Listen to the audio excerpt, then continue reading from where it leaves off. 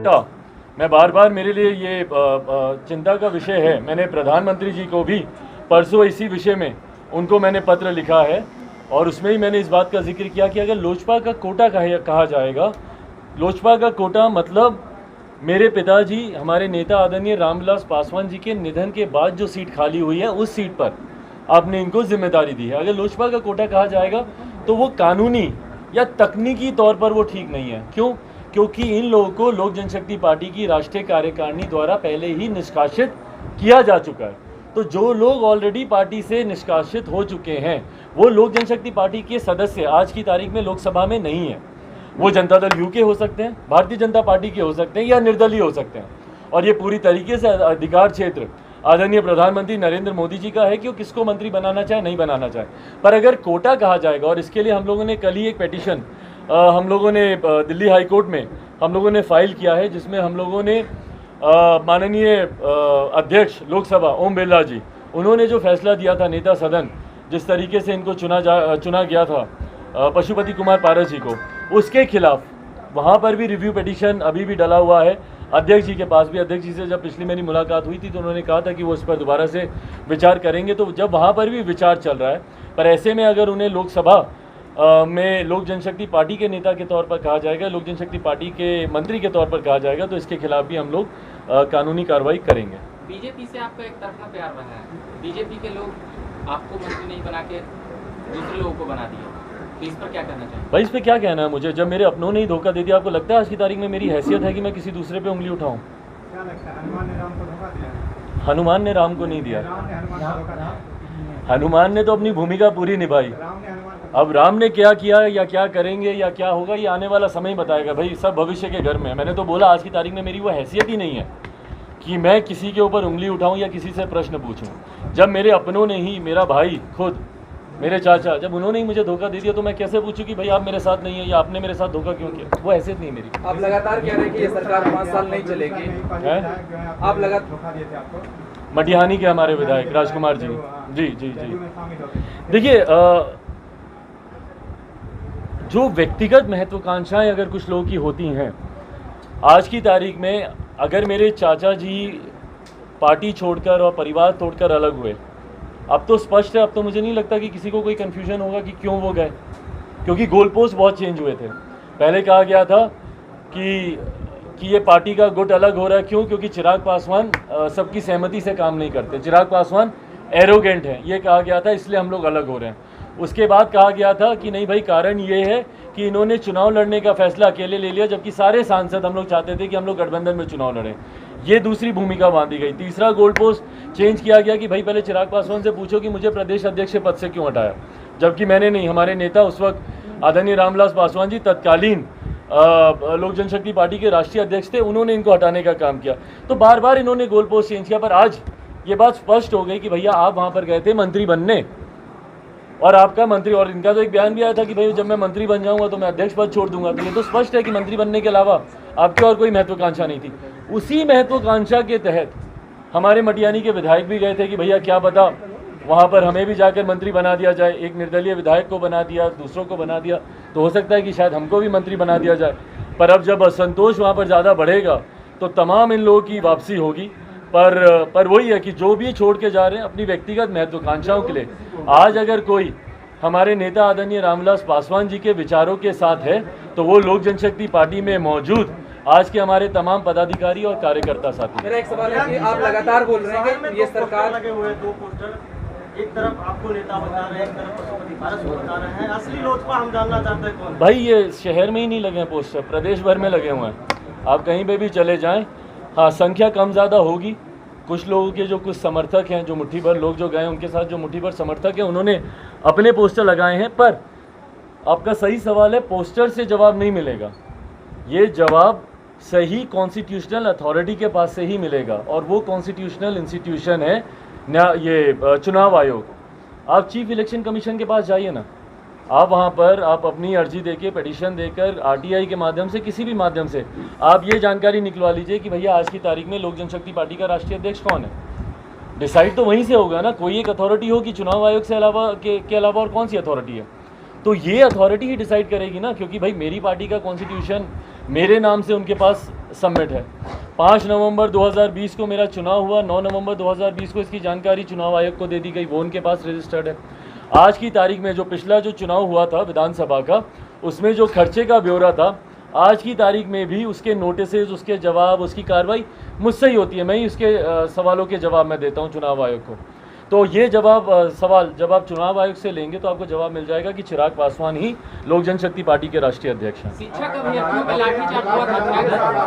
आपने खुद कहा मध्यावधि चुनाव होगी, तो ऐसे में आपकी पार्टी में आगे आपकी क्या रणनीति रहेगी और क्या आप तेजस्वी से कर सकते हैं गठबंधन? देखिए, फिलहाल मध्यावधि चुनाव को लेकर हम लोग की प्राथमिकता सिर्फ और सिर्फ लोक जनशक्ति पार्टी को मजबूत करना। और मुझे खुशी है कि आज की तारीख में भी 95% लोक जनशक्ति पार्टी के सदस्य, भले वो हमारे जिला अध्यक्ष हों, भले वो हमारी नेशनल एग्जीक्यूटिव के सदस्य हों, या हमारे नेशनल प्रेसिडेंट्स हों, या हमारे स्टेट के या यूटी के प्रेसिडेंट्स हों, 35 में से 33 आज की तारीख में हमारे पास हैं।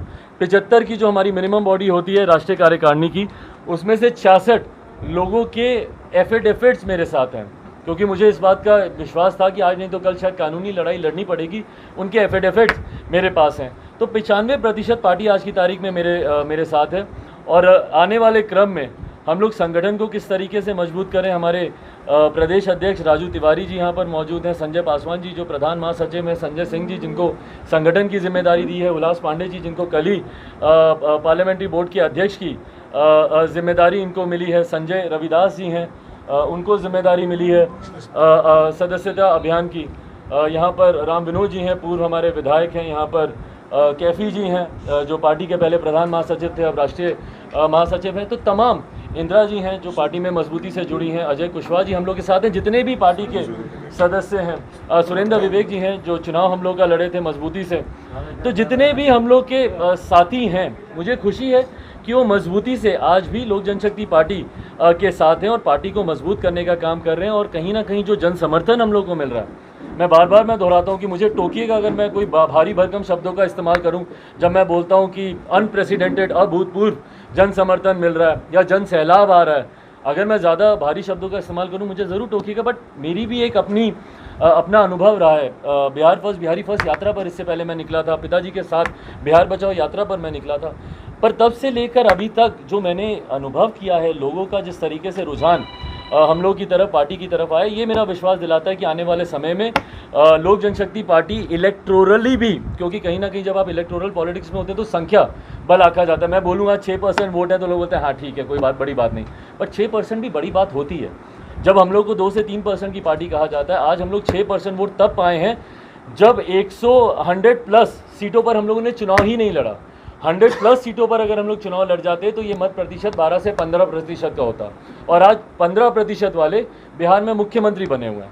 तो हम लोग का एजेंडा बस यही है कि इसको मजबूत करें। आपका प्रश्न का दूसरा हिस्सा कि आप तेजस्वी या किसी दूसरे से गठबंधन करेंगे, आज की तारीख में ये प्राथमिकता नहीं है। चुनाव के वक्त ही ये सारे निर्णय लिए जाते हैं कि आप किसके साथ गठबंधन में है नहीं है। तो गठबंधन का स्वरूप क्या होगा, जिस दिन चुनाव आयोग, जिस दिन यहाँ की सरकार गिर जाएगी, जो कि जल्द गिरेगी, उस दिन इस पे चर्चा हम लोग शुरू करेंगे। अभ्यर्थियों की ओर से सवाल है, बीएसएससी मामला 7 साल से लटका हुआ है, 13,000+ बहाली था, शिक्षकों पर लाठीचार्ज किया गया, अनियमितता की बात हुई थी, उसमें अभ्यर्थी खुलेआम कह रहे थे। फिर दरोगा बहाली में भी अनियमितता की बात हुई थी, आपसे पटना में बातचीत हुई थी, उस पर आपने किया था, फिर दिल्ली आप चले गए। तो इन सभी मुद्दों को लेकर आप मुख्यमंत्री नीतीश कुमार को घेरते हुए कब नजर आएंगे? भाई, उनको घेरने की जरूरत ही नहीं है, उनको पूरे चुनाव में मैं उनको घेरता रहा हूँ।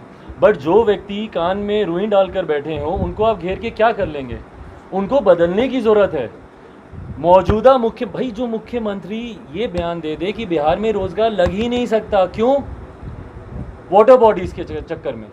जो मुख्यमंत्री साफ पल्ला झाड़ ले कि भैया हम बिहार में हम रोजगार नहीं दे सकते, जो मुख्यमंत्री अपने विकास की गाथा जो लिखते नहीं थकते, उनकी विकास की गाथा में एक अस्पताल जो मुख्यमंत्री ना बना पाए, जो उनकी आंख का कैटरेक्ट का इलाज बिहार में कर दे। एक कैटरेक्ट का ऑपरेशन कराने के लिए मुख्यमंत्री 1000 किलोमीटर की यात्रा कर जाते हैं दिल्ली चार्टर फ्लाइट से। तो आप सोचिए कि क्या वो मुख्यमंत्री ये भर्ती करवाएंगे? क्या वो मुख्यमंत्री इस तरीके की बातों पर ध्यान देंगे? मैं तो विधानसभा से पहले मैंने तमाम ये सारे विषय उनके समक्ष रखे थे। आज तक बता दीजिए कौन सा ऐसा विषय, और मुझे छोड़ दीजिए ना भैया, जनता सड़क पर उतरी हुई है और जनता ने कहीं ना कहीं तीसरे नंबर की इनको पार्टी बनाया, तो ये मैंडेट इनको मुख्यमंत्री बनाने के लिए तो नहीं था ना। ये बात तो स्पष्ट है। अब भले वो प्रधानमंत्री नरेंद्र मोदी के आशीर्वाद से मुख्यमंत्री बने हो या अनुकंपा पर बने हो या परिस्थितिवश बने, पर ये बात तो स्पष्ट है ना कि जनता ने उनको मुख्यमंत्री बनने का मैंडेट नहीं दिया था, आधी से कम उनकी सीटें कर दी थी। अब आज वो फिर मुख्यमंत्री, और मुख्यमंत्री भी भैया ऐसे जो कि मुख्यमंत्री कार्यालय में कम अपने पार्टी के कार्यालय में ज़्यादा समय देते हैं, वो खुद ही एक चुनाव की तैयारी में लगे हुए हैं। भाई हम लोग क्या बोलेंगे कि चुनाव होने वाला है, मुख्यमंत्री खुद ही, क्योंकि तीसरे नंबर की पार्टी उनसे बर्दाश्त नहीं हो रहा, वो खुद ही चुनाव की तैयारी में लगे हुए। लव कुश समीकरण क्यों साध रहे हैं भैया? ये सारी चीज़ें आप चुनाव के वक्त करते हैं ना, समीकरण साधना, नए राष्ट्रीय अध्यक्ष बनाना, क्योंकि वो खुद आज नहीं तो कल वो अपना समर्थन खींचेंगे। और जिस तरीके से वो पलटी मारते रहे हैं इससे पहले भी, कभी महागठबंधन के साथ, कभी मोदी जी के साथ, फिर मोदी जी के प्रधानमंत्री बनने के नाम पर अलग होना, फिर महागठबंधन में जाना, फिर लालू जी को धोखा देना, ये करते रहेंगे और यही प्रैक्टिस अभी बहुत जल्द आगे निभाएंगे। कर रहे हैं नीतीश कुमार, क्यों नहीं करेंगे? मेरी 11 नवंबर वाली वो बाइट निकालिएगा, आर्काइव में होगी। मैंने उस दिन भी मैंने ये बात बोली थी, भाई अब इनका लक्ष्य बस यही है कि किस तरीके से विपक्ष के जाके नेता बन जाएं, तो उसके लिए इनको किसी को भी धोखा देना पड़े। अपनी पार्टी के लोगों को धोखा दे रहे हैं भैया, अपने पार्टी के लोगों को। ललन जी को क्यों धोखा दिया भैया बताइए? क्यों नहीं उनको आपने क्यों नहीं उनको आपने वहाँ पे मंत्री बनाया? या आपके पार्टी में और कोई ऐसा नहीं था जिनके आप वोट लेते हैं, जिस समीकरण को आप साधने का प्रयास करते हैं, उन लोगों में से आपको कोई ऐसा व्यक्ति नहीं दिखता था जिनको आप ये केंद्र में जिम्मेदारी दें? आप लगातार कह रहे हैं कि बिहार में सरकार गिर जाएगी, तो क्या सरकार गिराने में महत्वपूर्ण भूमिका मुख्यमंत्री की दिल की आवाज़ सुने, वो भी यही बोल रहे हैं। ललन सिंह या सुशील मोदी निभाएंगे? इन दोनों का नाम ज़्यादा चल रहा था मंत्री बनने में, नहीं बने। अब मैं क्या बोलूं, जो आप समझ रहे हैं वो सब समझ रहे हैं। हाल ही के दिनों में अपने आर्थिक आधार पर आरक्षण की बात की थी, उसको बिहार के विकास से जोड़ा था और विपक्ष इस पर हमला बोला। मैं इसको स्पष्ट कर दूं, मैं जो आप हारने को कहेंगे मैं हारने को तैयार हूं। अगर आप मेरी बाइट आरक्षण पर, आर्थिक आधार पर अगर आप मेरी बाइट कहीं से भी लाकर दिखा दें, जिस उस इंटरव्यू की आप बात कर रहे हैं उसमें कहीं पर एक शब्द मैंने अगर आरक्षण का इस्तेमाल किया हो, मैं सिर्फ जाति व्यवस्था की बात कर रहा था और मैं मुख्यमंत्री के ऊपर उसमें प्रहार कर रहा था कि कैसे मुख्यमंत्री को जाति विशेष, मुख्यमंत्री को जातिवादी सोच से उठने की ज़रूरत है। ये वही मुख्यमंत्री हैं जिनके पास जब मैं 2019 में जब हमारे बिहार प्रदेश में जो मंत्री होते थे चाचा जी, जब वो केंद्र में जब सांसद बन गए तो उनके पास जब मैं गया था ये प्रस्ताव लेकर कि भैया आप किसी को हमारे दल से मंत्री बना दीजिए, क्योंकि लोजपा का एक कोटा खाली है। और ये बात मैंने लिखित तौर पर भी मैंने बताई, वो पत्र भी सार्वजनिक है, सबके सामने है। तो उस वक्त मुख्यमंत्री क्या बोलते कि अरे क्या चिराग जी आप भी कहाँ ठाकुर ब्राह्मणों के चक्कर में पड़े हुए हैं, क्योंकि उस वक्त विधायक के तौर पर राजू तिवारी जी थे, हमारी एक MLC थी, यही 2-3 हम लोग के साथी थे। तो उनको स्पष्ट था कि भैया ये लोग ठाकुर ब्राह्मणों की बात कर रहे हैं। उसके बाद जिस तरीके से मेरे पिताजी के राजनीतिक कद को समाप्त करने के लिए ही भैया दलित महादलित का बंटवारा किया गया ना, जहाँ सारी जातियों को एक तरफ कर आपने दूसरी तरफ दलित में इससे पासवानों को आपने रखा, तो कहीं ना कहीं आपकी सोच सिर्फ जाति पर आधारित होती है।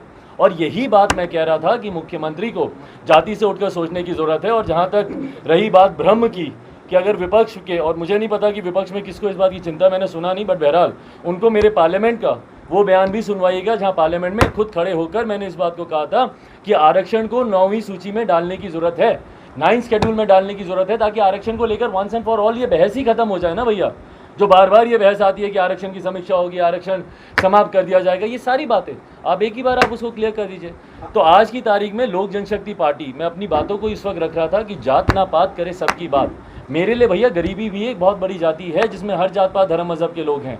आज की तारीख में आपको बिहार में आय व्यवस्था बढ़ाने की ज़रूरत है, पर कैपिटा इनकम बढ़ाने की ज़रूरत है, रेवेन्यू जनरेशन करने की ज़रूरत है। आप टूरिज्म के माध्यम से करें, आप सिंगल विंडो क्लियरेंसेस दें, आप MNCs को इनवाइट करें, ये सारी चीज़ें आपको करने की ज़रूरत है जिसमें मुख्यमंत्री हमारे काम नहीं करते। आप अगला कदम क्या होगा? आपने चाचा ने आपके पीठ पर छुआ होगा, मंत्री पद हासिल किया, अब अगला कदम क्या होगा? कुछ नहीं, मैं तो जिस तरीके से अपने काम में लगा हुआ हूँ, देखिए मंत्री बनना तो मेरा वैसे भी कभी लक्ष्य था नहीं ना। और ये बात शायद आप लोग के लिए आज न्यूज़ के तौर पर आ रही होगी, बट आप लोग के लिए भी नहीं आ रही। आप सब तो महीनों से चला ही रहे हैं, तो ये तो हम लोग को पता ही था भैया महीनों से क्यों मंत्री बनने वाले हैं। और उन्होंने भाई उनका मंत्री बनना भी बहुत ज़रूरी था। अगर नहीं बनते, इतना बड़ा उन्होंने कदम उठा लिया, परिवार तक को उन्होंने तोड़ दिया इस चीज़ के लिए, तो मुख्यमंत्री नहीं बनते तो ये मलाल उनके दिल में रह जाता। तो मैं तो हमेशा दुआ ही करता था कि वो मुख्यमंत्री बने, कि वो मंत्री बने। और अब जब वो मंत्री बन चुके हैं तो मुझे लगता है अब वो कहीं ना कहीं संतुष्ट हो गए होंगे। पार्टी पे अब उनका बहुत ज़्यादा कहीं पे ध्यान होगा नहीं, और मेरा ध्यान तब से लेकर आज तक से पार्टी को आगे बढ़ाने का है। मैंने इस यात्रा की घोषणा की है। इसके बाद पिताजी का जिस दिन निधन हुआ था 8 अक्टूबर को, उस दिन से ही मैंने घोषणा की है कि हम लोग एक पद यात्रा की हम लोग शुरुआत करेंगे, और जब तक बिहार में चुनाव नहीं होते बिहार की जनता के बीच रहकर संगठन को मजबूत करते रहेंगे। आशीर्वाद यात्रा पर निकले हैं, क्या बड़ी माँ से आप आशीर्वाद लेंगे? मैं बिल्कुल, कल मैं जा रहा हूँ वहाँ पे, और कल मैं अपने गांव भी जाऊँगा, शहरबंदी भी मैं जाऊँगा, और वहाँ पर जाकर उनसे भी, बड़ी माँ से भी आशीर्वाद लूँगा, और अपने परिवार के जितने सदस्य हैं। मुझे खुशी इस बात की है कि हाँ, मेरा ये परिवार मेरे साथ है।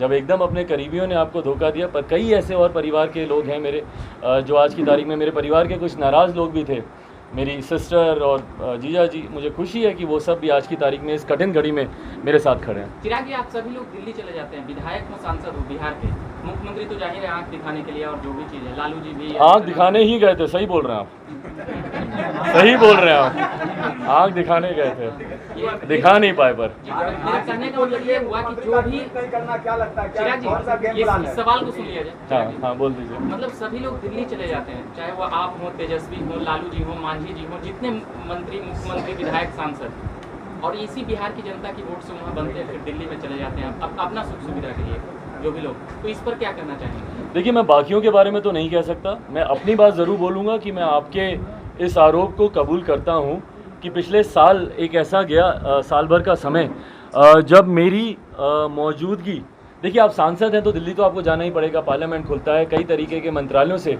आपको अपने क्षेत्र के विकास के कार्यों के लिए आपको कोऑर्डिनेट करना पड़ता है, उसमें कोई दिक्कत नहीं है। बट हाँ, मेरा पिछला कुछ समय थोड़ा ज़्यादा ज़रूर वहाँ पर बीत गया।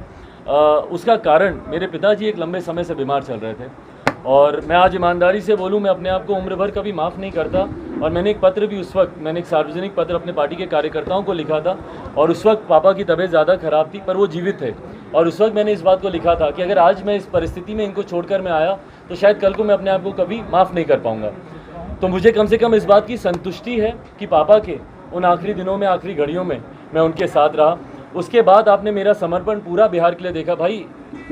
मतलब मुझे नहीं पता कि आप में से कितने लोग इस बात की कल्पना कर सकते हैं, पर बताइए, एक तरफ पिता की बॉडी भी अभी घर पर नहीं आई है, और मैं चुनाव की तैयारियों में लग गया था, और वो एक महीना मुझे बताइए ईमानदारी से, 8 अक्टूबर को पापा का निधन हुआ था, 9 तारीख से मैं डिजिटल माध्यम से, क्योंकि 10 दिन तक ज़रूर ये होता है कि जो मुखाग्नि देने वाला लड़का होता है वो घर से बाहर नहीं निकल सकता, तो मैं 10 दिन ज़रूर रहा। पर उसके बाद 20-21 तारीख से आप मुझे बताइए, मैं एक दिन में कहीं चुनाव में मैं कमज़ोर पड़ा, या मैं घर पर रुका, या मैं टूटा, या मैं परिवार को मैं सांत्वना देने के लिए मैं रहा।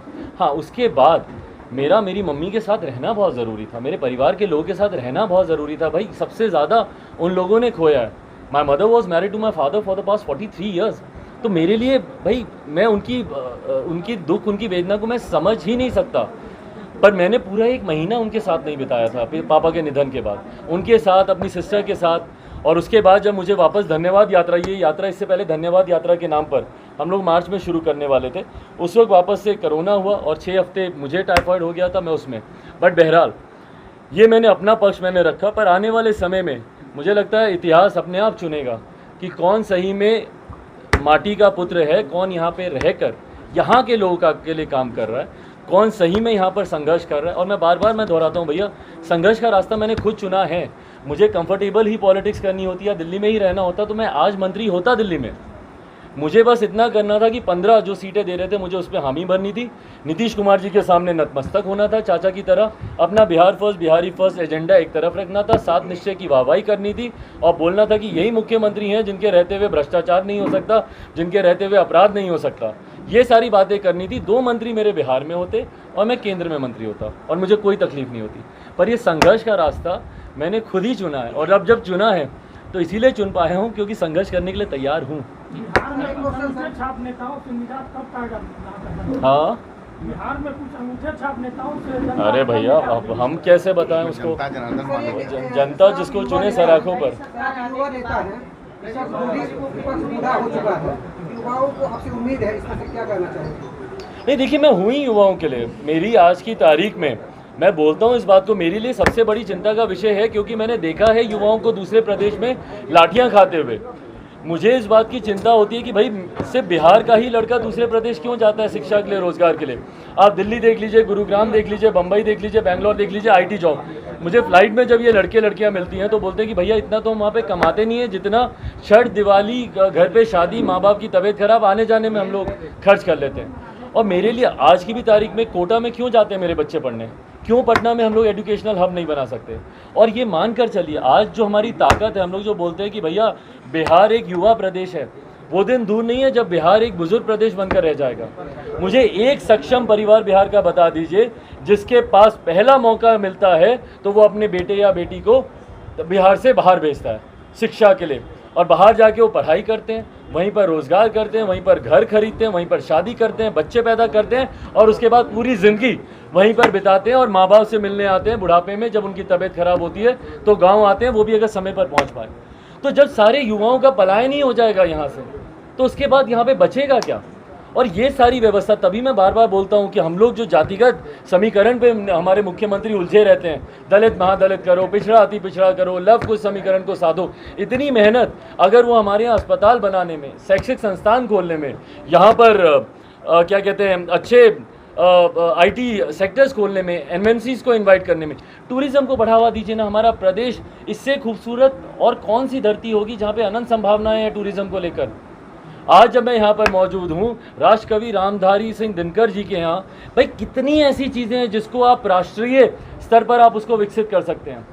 सीतामढ़ी में देख लीजिए, माता सीता की जो जन्म स्थली है, आप उसको जोड़ दीजिए ना। अयोध्या में भगवान राम के मंदिर का इतना भव्य निर्माण हो रहा है, 6 लेन का कॉरिडोर बनाइए कि जो भी वहाँ पे दर्शन के लिए जाएगा माता सीता का आशीर्वाद लेने आएगा। अपने आप टूरिज्म बढ़ेगा, अपने आप रेवेन्यू बढ़ेगा। पर इस दिशा में आखिरी बार मेरे मुख्यमंत्री ने कब चर्चा की, मैंने सुना ही नहीं कभी। और यही शिकायत मुझे है और मेरे साथ साथ करोड़ों बिहार के युवाओं को भी है।